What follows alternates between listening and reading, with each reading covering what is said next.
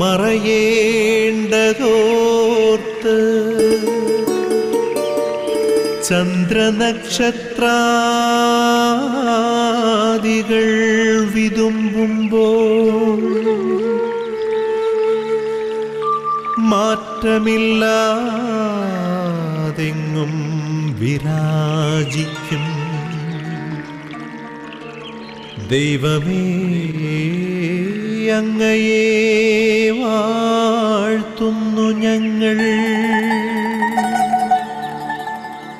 ഉദിച്ചെങ്ങും പ്രഭതൂകും പാരിലെ സൂര്യരശ്മിയേക്കാൾ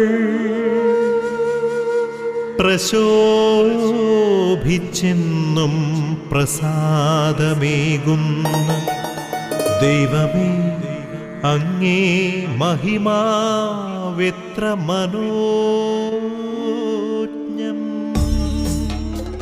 പ്രിയപ്പെട്ടവരെ, എല്ലാവരെയും പ്രത്യേകമായി ഈ പ്രഭാത വിരുന്നിലേക്ക് സ്വാഗതം ചെയ്യുന്നു. കർത്താവിൻ്റെ വലിയ സ്നേഹം ഈ ലോകത്തിൽ അനുഭവിക്കുന്ന ഓരോ ചരാചരവും അവിടുത്തെ മഹത്വപ്പെടുത്തി ആരാധിക്കും. സൃഷ്ടാവിനെ മഹത്വപ്പെടുത്തുന്നു, സൃഷ്ടാവിന് നന്ദി പറയുന്നു. മനുഷ്യൻ്റെ ജീവിതം എന്ന് പറയുന്നത് നന്ദിക്കുള്ള ഒരു ജീവിതം, നന്ദി പറയുവാനുള്ള ഒരു ജീവിതമാണ്. കർത്താവിനോട് ചേർന്ന് നിൽക്കുവാനുള്ള ഒരു ജീവിതമാണ്. ദൈവത്തെ മഹത്വപ്പെടുത്തുവാനുള്ളൊരു ജീവിതമാണ്. അപ്പോൾ ഓരോ പ്രഭാതവും നമ്മോട് പറയുന്നതും മറ്റൊന്നുമല്ല, ദൈവം എന്നെ അധികമായി സ്നേഹിച്ച് പരിപാലിച്ചു. അപ്പോൾ ദൈവത്തെ മഹത്വപ്പെടുത്തണമെന്നാണ് ഓരോ പ്രഭാതവും നമ്മോട് പറയുന്നത്. അപ്പോൾ ഈ പ്രഭാതത്തിൽ നമ്മളെല്ലാവരും ഒരുമിച്ച് കർത്താവിനെ മഹത്വപ്പെടുത്തുമ്പോൾ ഈ പ്രഭാത വിരുന്ന് എന്ന ശുശ്രൂഷയിലൂടെ കർത്താവിന് വലിയ അനുഗ്രഹവും സ്നേഹവും നമുക്ക് സ്വീകരിക്കാം. എല്ലാവരെയും ഒത്തിരി സ്നേഹത്തോടെ ഈ പ്രഭാത വിരുന്നിലേക്ക് സ്വാഗതം ചെയ്യുന്നു. പിതാവും പുത്രനും പരിശുദ്ധാത്മാവുമായ ത്രിയേക സർവേശ്വരന് നമ്മുടെ ജീവിതത്തെ സമർപ്പിക്കാം. പരിശുദ്ധാത്മാവിൻ്റെ വലിയ നിറവിന് വേണ്ടി നമുക്ക് പ്രാർത്ഥിക്കാം. വചനത്തിൻ്റെ ആഴങ്ങളിലേക്ക് കടന്നു പോകുവാനും ആത്മീയമായിട്ടുള്ള അനുഭവങ്ങൾ നമ്മുടെ ജീവിതത്തിൽ സ്വീകരിക്കുവാനുമൊക്കെയായി നമുക്ക് പ്രാർത്ഥിക്കാം. പരിശുദ്ധാത്മാവ് നമ്മെ നയിക്കട്ടെ. ആത്മാവിൻ്റെ വലിയ പ്രചോദനം അനുസരിച്ച് ഇന്നത്തെ ദിവസത്തെ പൂർണ്ണമായിട്ട് ഏറ്റെടുക്കുവാൻ തക്കവിധം നമുക്ക് പ്രാർത്ഥിക്കാം. പരിശുദ്ധാത്മാവായ ദൈവമേ, ഞങ്ങളിൽ വന്ന് നിറയണമേ. പരിശുദ്ധാത്മാവായ ദൈവമേ, ഞങ്ങളുടെ ബുദ്ധിയെയും ഞങ്ങളുടെ മനസ്സിനെയും അങ്ങ് പ്രകാശിപ്പിക്കണമേ. ഒരു പുതു ചൈതന്യം ഇന്ന് ഞങ്ങൾക്ക് നൽകി ഞങ്ങളെ അഭിഷേകം ചെയ്യണമേ. നിത്യം പിതാവും പുത്രനും പരിശുദ്ധാത്മാവുമായ സർവേശ്വര എന്നേക്കും ആമേൻ. പ്രിയപ്പെട്ടവരെ, ഇന്ന് പ്രത്യേകമായി നമുക്ക് ദുഃഖത്തിലും വേദനയിലും നിരാശയിലും കഴിയുന്ന എല്ലാ മക്കളെയും സമർപ്പിച്ച് നമുക്ക് പ്രാർത്ഥിക്കാം. പലവിധ ജീവിത പ്രശ്നങ്ങളുമായിട്ട് ദുഃഖത്തിലായിരിക്കുന്നവർ, നിരാശയിലായിരിക്കുന്നവർ, ഇങ്ങനെ ജീവിതത്തെക്കുറിച്ച് വിലപിച്ചുകൊണ്ട് വേദനിച്ചുകൊണ്ടിരിക്കുന്ന എല്ലാവരെയും അവരുടെ എല്ലാ നിയോഗങ്ങളെയും വേദനകളെയും ഇന്ന ദിവസം നമ്മൾ കർത്താവിൻ്റെ സന്നിധിയിൽ സമർപ്പിച്ച് നമുക്ക് പ്രാർത്ഥിക്കാം. കർത്താവിന് വലിയ കൃപയും സ്നേഹവും അവരിൽ നിറയുവാൻ വേണ്ടി നമുക്ക് ഈ ശുശ്രൂഷയിലൂടെ പ്രത്യേകമായിട്ട് അവരുടെ നിയോഗങ്ങളെയും ചേർത്ത് വയ്ക്കാം. പരിമളത്തിനുറവയാം നറുസൗരഭ്യമാകട്ടെ ഞങ്ങളുമീ മണ്ണിൽ.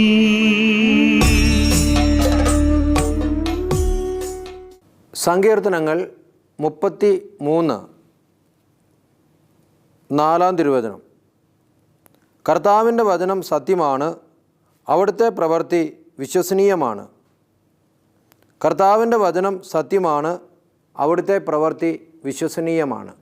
അപ്പോൾ ഈ വചനത്തിലൂടെ ദൈവമായ കർത്താവ് നമ്മോട് പറയുന്ന ഒരു കാര്യം, അവൻ നീതിയുള്ള ദൈവമാണ്, അവൻ സത്യവാനാണ്, അവൻ്റെ പ്രവൃത്തികളെല്ലാം സത്യത്തെ കേന്ദ്രീകരിച്ചുള്ളതാണ്. അപ്പോൾ അവൻ സത്യവാനാണ്, അവൻ നീതിമാനാണ്, അവിടുത്തെ പ്രവൃത്തികൾ എപ്പോഴും അവിശ്വസനീയമാണ്. വീണ്ടും 5-ാമത്തെ തിരുവചനത്തിലും അതിനെക്കുറിച്ച് തന്നെ കുറച്ചും കൂടെ കൃത്യമായിട്ട് തന്നെ പഠിക്കും. അവിടുന്ന് നീതിയും ന്യായവും ഇഷ്ടപ്പെടുന്നു, കർത്താവിൻ്റെ കാരുണ്യം കൊണ്ട് ഭൂമി നിറഞ്ഞിരിക്കുന്നു. അവിടുന്ന് നീതിയും ന്യായവും ഇഷ്ടപ്പെടുന്നു. കർത്താവിൻ്റെ പ്രവൃത്തി കൊണ്ട് ഭൂമി നിറഞ്ഞിരിക്കുന്നു. അപ്പോൾ ദൈവത്തിൻ്റെ പ്രവൃത്തിയാണ് ഈ ഭൂമി മുഴുവനും എന്നാണ് വചനം പഠിപ്പിക്കുന്നത്. കരവേല അവൻ്റെ പ്രവൃത്തിയാണ്. കർത്താവിൻ്റെ കരവേലയാണ് ഈ പ്രപഞ്ചം മുഴുവനും. അത് ദൈവത്തിൻ്റെ ഒരു മഹത്വത്തെ വിളിച്ചോതുന്നതാണ്. അപ്പോൾ എല്ലാം അവനിലാണ് എന്ന് ഈ വചനങ്ങളൊക്കെ നമ്മെ പഠിപ്പിക്കുന്നത്.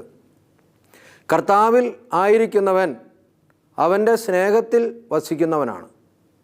കർത്താവിൻ്റെ സ്നേഹത്തിൽ വസിക്കുന്നവൻ അവനിൽ പ്രത്യാശ വയ്ക്കുന്നു, പൂർണ്ണമായും അവനിൽ ശരണപ്പെടുന്നു. അപ്പോൾ ക്രിസ്തീയ വിശ്വാസത്തിൻ്റെ മുഖമുദ്ര എന്ന് പറയുന്നതും ഈ പ്രത്യാശ തന്നെയാണ്. പ്രത്യാശയില്ലാത്തവരായി നമ്മൾ ജീവിക്കരുത്.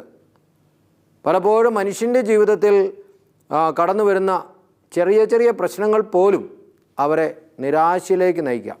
ദൈവത്തോട് അടുക്കേണ്ടതിന് പകരം ദൈവത്തിൽ നിന്ന് അകലുവാനായിട്ട് ഈ ലോകവും ഈ ലോകത്തെ പ്രതിസന്ധികളും അവരെ എപ്പോഴും പ്രേരിപ്പിച്ചുകൊണ്ടിരിക്കും.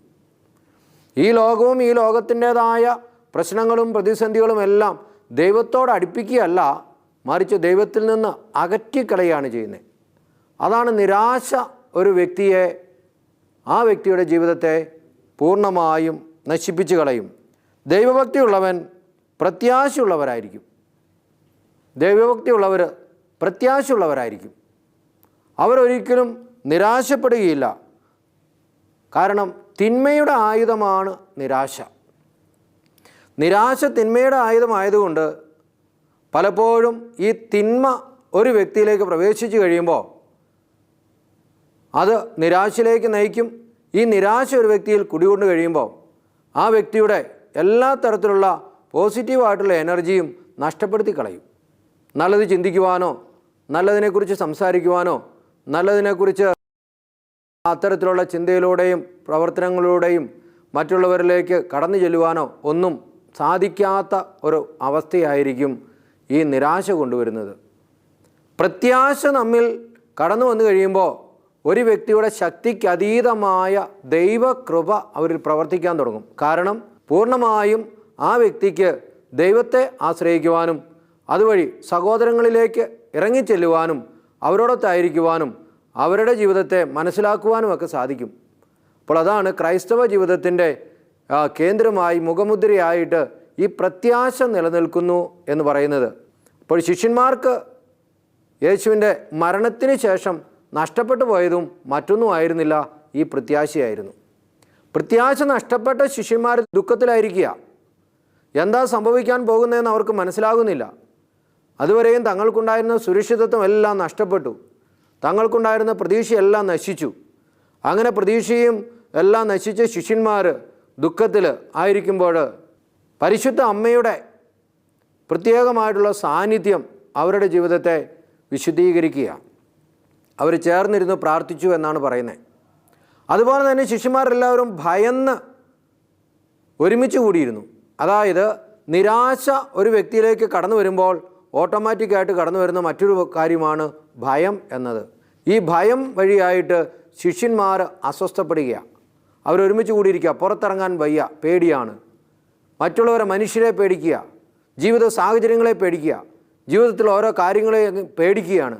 പേടി, ഭയം അവരുടെ ജീവിതത്തെ കാർന്നു തിന്നാൻ തുടങ്ങിയാണ്.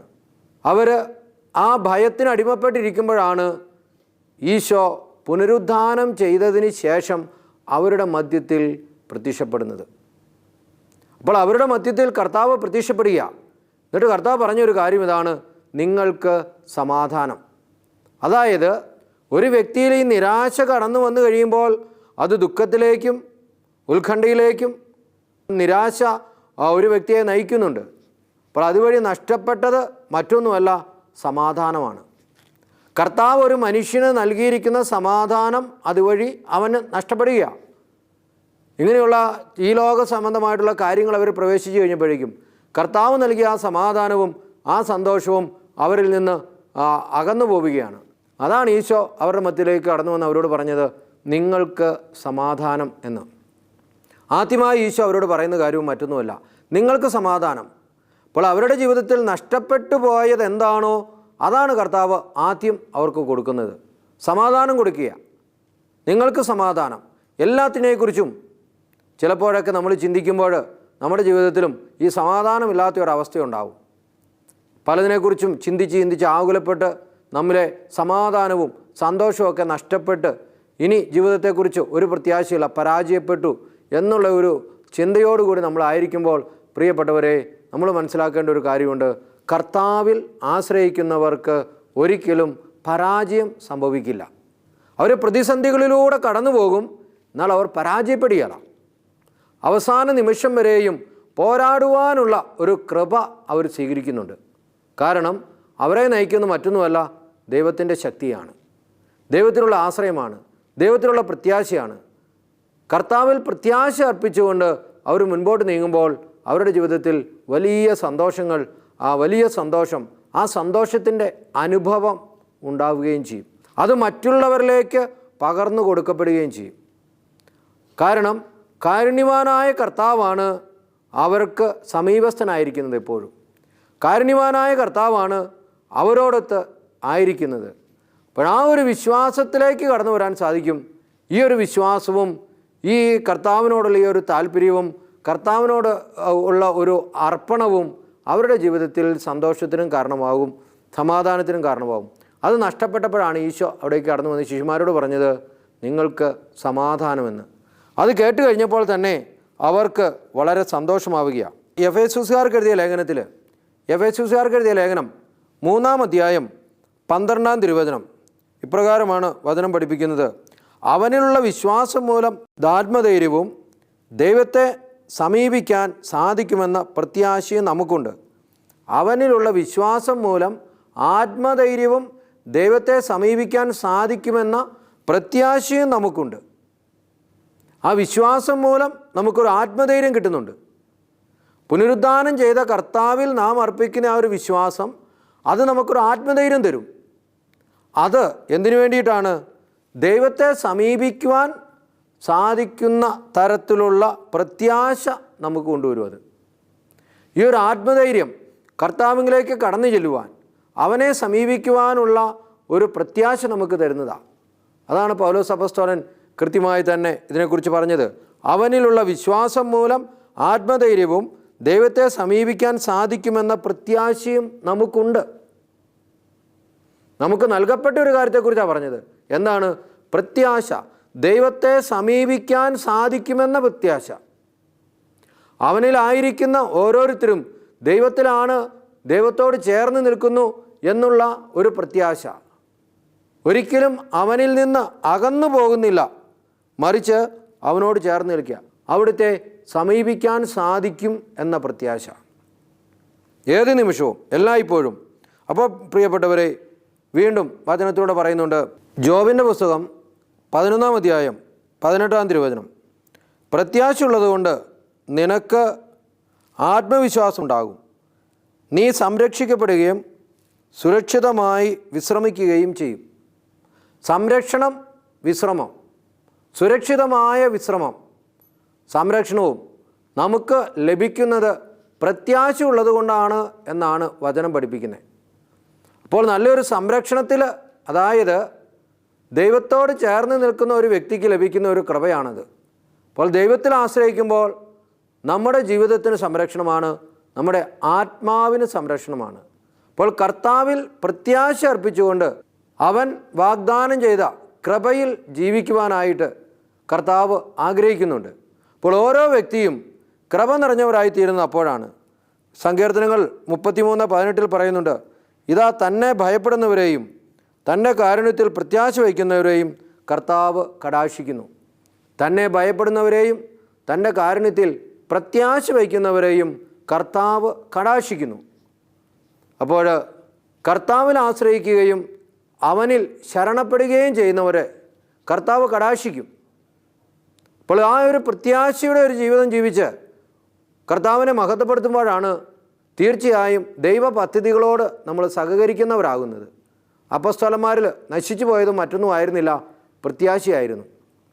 പ്രത്യാശ നശിച്ചു കഴിഞ്ഞപ്പോൾ അവർ പഴയകാല ജീവിതത്തെക്കുറിച്ച് ചിന്തിക്കാൻ തുടങ്ങി. പഴയ പണികളെക്കുറിച്ച് ചിന്തിക്കാൻ തുടങ്ങി. പഴയകാല പ്രവർത്തനങ്ങളെക്കുറിച്ച് അവർ ഒരിക്കൽ കൂടി ചിന്തിച്ച് അത് ഇപ്പോൾ ഉള്ളതിനേക്കാൾ നല്ലതായിരുന്നു എന്ന മനോഭാവത്തിലേക്ക് കടന്നു പോകും ചിലപ്പോഴെങ്കിലുമൊക്കെ. അതാണ് അവരുടെ ജീവിതത്തെ പരാജയത്തിലേക്ക് നയിക്കുന്നതും. അപ്പോൾ പഴയതിനെയൊക്കെ ഉപേക്ഷിച്ച് കഴിയുമ്പോൾ ദൈവം ഒരു വ്യക്തിക്ക് കൊടുക്കുന്ന ഒരു അനുഗ്രഹമുണ്ട്. അതാണ് അവനിൽ ആശ്രയിക്കുവാനുള്ള ഒരു കൃപ. അതാണ് ശരിക്കുള്ള പ്രത്യാശ എന്ന് പറയുന്നത്. എൻ്റെ ജീവിതത്തെ സൃഷ്ടിച്ച് പരിപാലിക്കുന്ന ഒരു ദൈവം എനിക്കുണ്ട്. ആ ദൈവം എന്നെ ഒരിക്കലും കൈവിടുകയില്ല. അവൻ എൻ്റെ ജീവിതത്തെ ഏറ്റെടുക്കും. അവൻ എൻ്റെ ജീവിതത്തെ വിശദീകരിക്കും. എൻ്റെ ജീവിതത്തിൽ വലിയ അനുഗ്രഹങ്ങൾ അവൻ നൽകുമെന്നുള്ളൊരു ബോധ്യം. അതാണ് പ്രിയപ്പെട്ടവരെ നമ്മുടെ ജീവിതത്തിലും വേണ്ടത്. പ്രത്യാശയുള്ളവരായിരിക്കുക. പ്രത്യാശയില്ലാത്തവരെ പോലെയല്ല, പ്രത്യാശയുള്ളവരായിരിക്കേണ്ടവരാണ്. കാരണം കർത്താവ് പ്രത്യാശയുള്ളവരെയാണ് കടാക്ഷിക്കുകയും അനുഗ്രഹിക്കുകയും ചെയ്യുന്നത്. അപ്പോൾ ഈ ദുഃഖവും നിരാശയും ഉത്കണ്ഠയും ഭയവും ഇങ്ങനെയുള്ള കാര്യങ്ങളെല്ലാം ഒരു മനുഷ്യനിലുള്ള ദൈവം നൽകിയിരിക്കുന്ന പ്രത്യേകമായിട്ടുള്ള കൃപകളെ നശിപ്പിച്ച് അത് ഒരു വ്യക്തിയെ തന്നെ തളർത്തിക്കളയുകയും ചെയ്യും. അപ്പോൾ ഇന്ന് പ്രത്യേകമായിട്ട് കർത്താവിൻ്റെ സന്നിധിയിൽ ഈ കൃപയ്ക്ക് വേണ്ടി നമുക്കൊന്ന് പ്രാർത്ഥിക്കാം.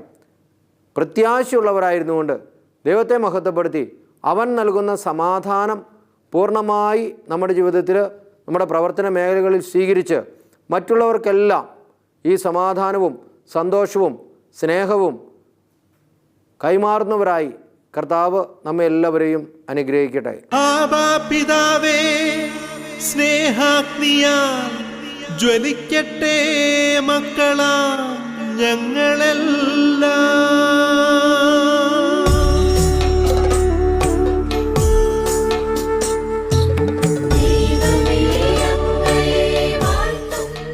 പിതാവും പുത്രനും പരിശുദ്ധാത്മാവുമായ ത്രിയേക സർവേശ്വര, ഞങ്ങളെ എല്ലാവരെയും പരിപാലിക്കുന്ന അങ്ങയുടെ അനന്ത കരുണയെ ഓർത്ത് ഞങ്ങൾ അങ്ങേക്ക് നന്ദി പറയുന്നു. അങ്ങയെ മഹത്വപ്പെടുത്തുന്നു, ആരാധിക്കുന്നു.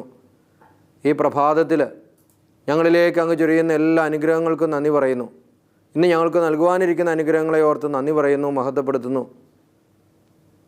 പിതാവായ ദൈവമേ, അങ്ങയുടെ അനന്ത പരിപാലനയെയും പുത്രനായ യേശുവേ അങ്ങയുടെ പ്രത്യേകമായ സ്നേഹത്തെയും പരിശുദ്ധാത്മാവായ ദൈവമേ അങ്ങയുടെ പ്രത്യേകമായിട്ടുള്ള ആത്മീയ പ്രേരണകളെയും ഞങ്ങൾ ഏറ്റുപറഞ്ഞ് മഹത്വപ്പെടുത്തുന്നു.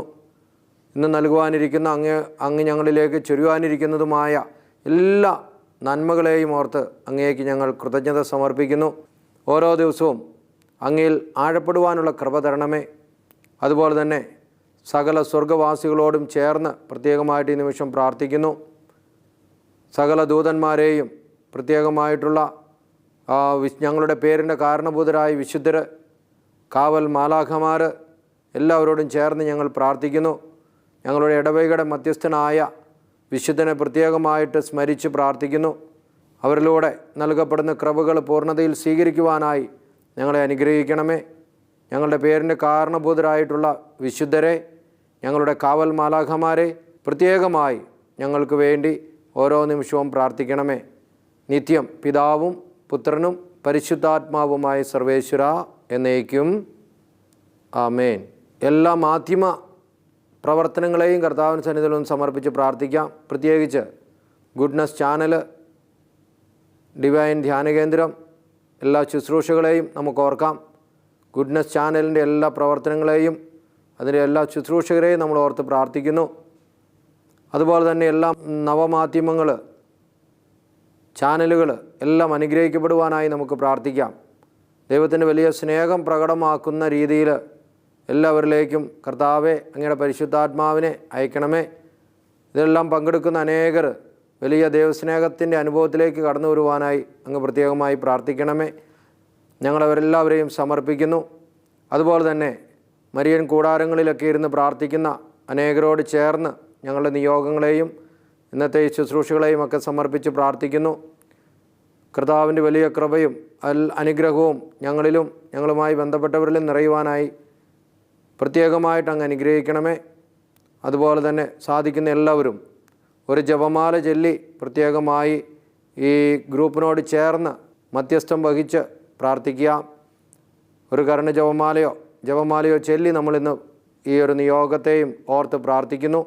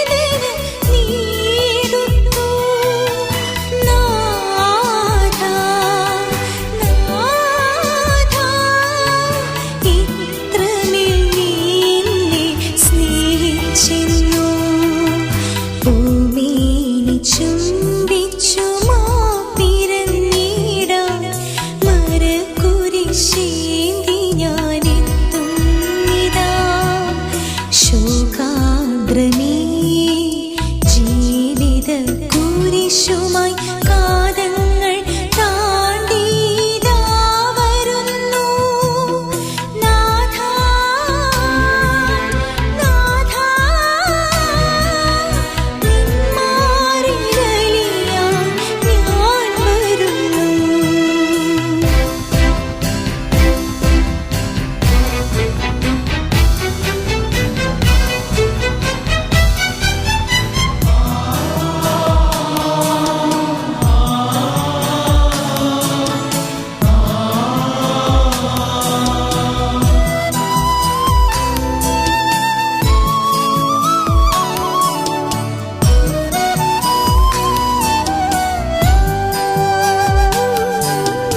അരികത്തു വന്നു ഞാൻ നിന്മേനി മുത്തവേ ഇടനെഞ്ചിലൊരു തീങ്ങലുയർന്നു നാഥാ.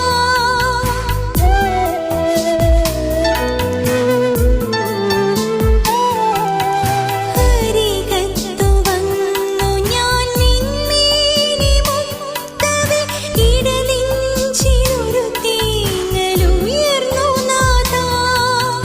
ഒരു വേള പോലും ഞാൻ ഒറ്റുകൊടുക്കില്ല, തള്ളിപ്പറയില്ല പ്രിയനേശുവേ. നാഥാ നാഥാ മാപ്പിരന്നിടുന്നു നിൻ സവിധേ. ഭൂമിയിൽ ചുംബിച്ചു മാപ്പിരന്നിടാൻ മരക്കുരിശേന്തി ഞാനെത്തുന്നിതാ. ശോകാദ്രമേ ജീവിത കുരിശുമായി കാതങ്ങൾ താണ്ടിതാ വരുന്നു. നാഥാ നാഥാ നിന്മാറിലലിയാൻ ഞാൻ വരുന്നു.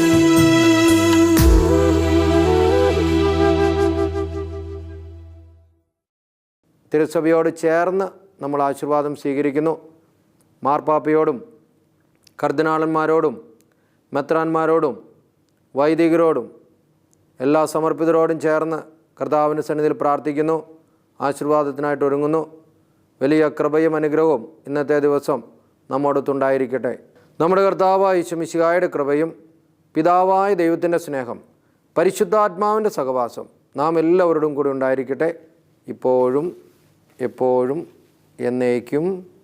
ആമേൻ. എല്ലാവർക്കും ഒരു നല്ല ദിവസം ആശംസിക്കുന്നു. ഈശോ എല്ലാവരെയും അനുഗ്രഹിക്കട്ടെ.